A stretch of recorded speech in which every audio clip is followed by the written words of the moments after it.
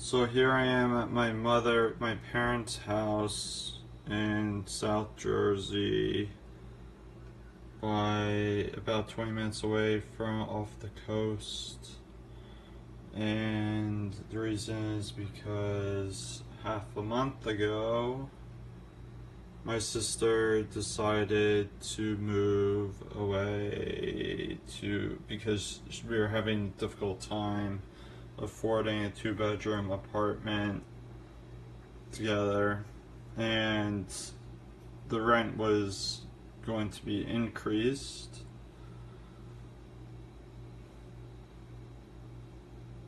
There was also an incident on the 19th where she had contacted the town councilor to interview me because she was concerned of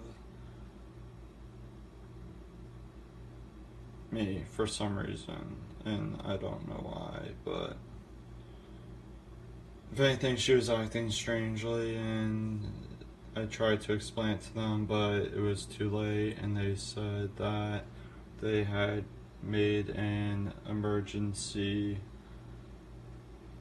a request for me to get a psychiatric evaluation at an emergency room about 40 minutes away from where I was living, and I ended up becoming an inpatient. That was weird. I ended up becoming an inpatient there for about a week, and then within the observation room of 2 different hospitals with as well behaved, and so they just wanted to do an extensive psychiatric analysis. And then I was transported voluntarily into a psychiatric ward for about 2 weeks, and was finally released. So anyways, my sister decided to move, and I needed a place to stay, and my parents had thought that I would be able to live with them. And this morning we discovered that I only have 2 weeks to be able to stay here until I find another place to live. But anyways, so this is the first time I created a batch of homemade brownies, chocolate brownies. I tried to make vegan, gluten-free, using Bob's Red Mill all-purpose, gluten-free, their wonderful bread variety mix, and in quotes wonderful, but it actually is a good gluten-free bread mix because it contains sorghum flour and xanthan gum. You don't have to buy separately the xanthan gum. The sorghum flour enables you to exclude baking powder or baking soda, and instead use what they would require. They recommend in a recipe, if I were to use the entire bag, they would say to use, which is actually 2 cups, I believe, it's 2 cups worth of, or 16 ounces of all-purpose, gluten-free, wonderful baking flour, and use apple cider vinegar. They'd say 1 1/3 teaspoon for that entire bag, but I used half the bag, which is 1 cup of the flour, so I used a little, about 3/4 of a, I think, did I say tablespoon? A teaspoon, yeah, 3/4 of a teaspoon of apple cider vinegar as the leavening to substitute for the baking powder or baking soda when working with the sorghum flour that's included in it, and the xanthan gum. Okay. So I also had mixed about 1 cup of organic rice stream rice milk, plain. Uh, and what else did I use?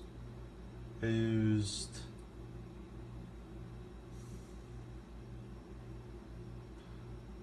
1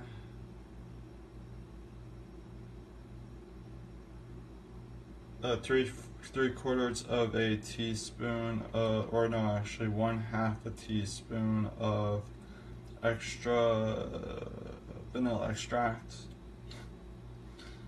and stirred the wet contents, mixed it well until it became slightly like a almost like a cake batter, or it would be the consistency of pancake batter, a little bit more liquidy than, let's say, pizza dough, a little more diluted than pizza dough, I should say. And then I had created a simple chocolate sauce using Ancestral Roots brand organic cocoa powder. I used 3 leveled tablespoons of that, and about 1/4 or 1/8 of a cup of blue organic agave nectar to sweeten it, 1/4 cup of rice stream rice milk, stirred that together to make the chocolate sauce. I used the agave nectar to sweeten the cocoa powder in order so that it wouldn't taste bitter. Otherwise, yeah, it would taste really bitter without a sweetener. And I wouldn't have to use, that would substitute for, let's say, a cup of powdered sugar or refined cane sugar. Okay. And I had created a egg substitute using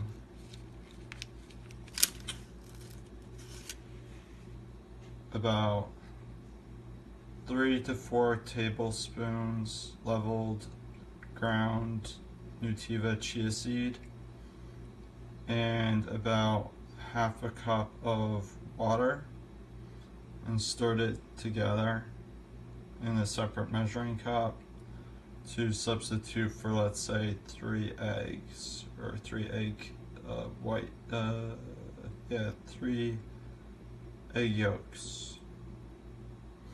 And then I had included that in with the batter. I preheated the oven for about 250 degrees for about 5 minutes. Poured this onto parchment paper, the batter, in what would be a toaster oven sized pan, which is about a 1/4 to a 1/2 inch deep, and it's about 8 by 9 inch rectangular pan. So I poured the brownie batter onto parchment paper that was lining that pan, and I placed it in the preheated oven that was at 250 degrees, and raised the temperature to about 425 for about 15 minutes. Let the brownies cool on top of the stove after taking it out from baking for about 15 minutes.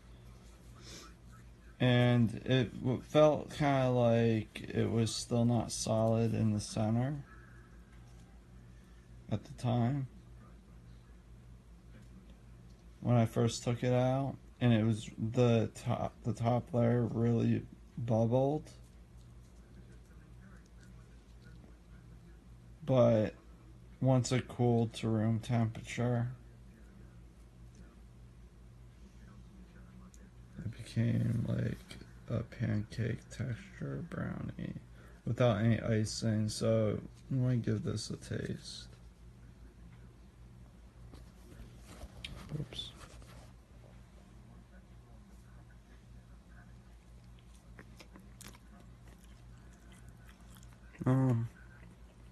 Now if you can see.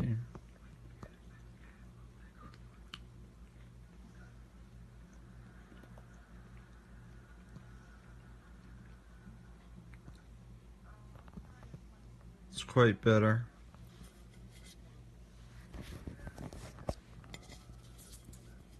It almost tastes like, it does taste like brownie cake without any icing on top. But it's a bit rubbery in the center. It's not deep. It's okay. So I'd say use twice the amount of, if you double the recipe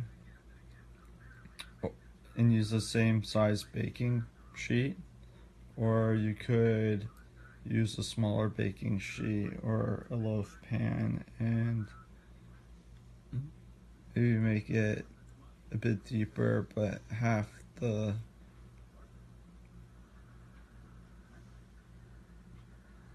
size dimensionally. So instead of 8x9 or whatever, it would be like a 4x5 baking sheet, if there is such a thing.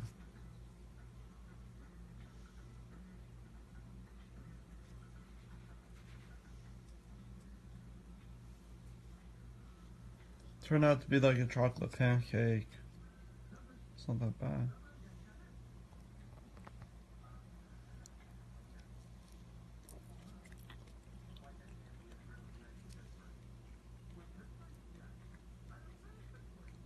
Yeah, it tastes just like a chocolate pancake.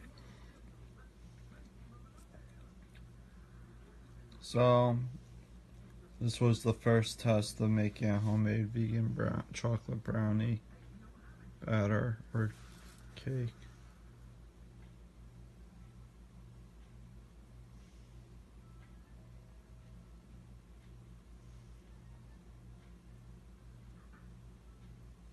Let's fold this in half.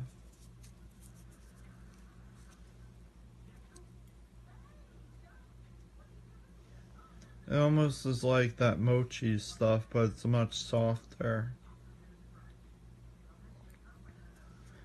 And you could probably make if you use a thinner amount on, let's say,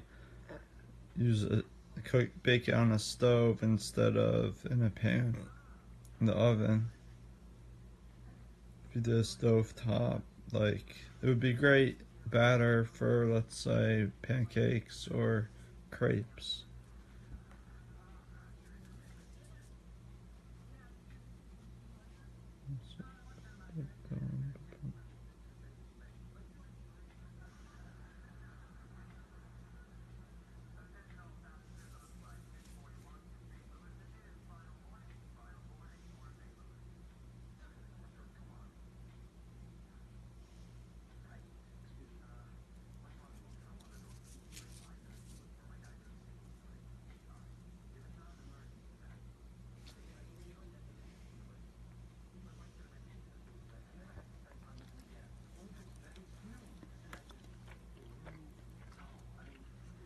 Can definitely use ice on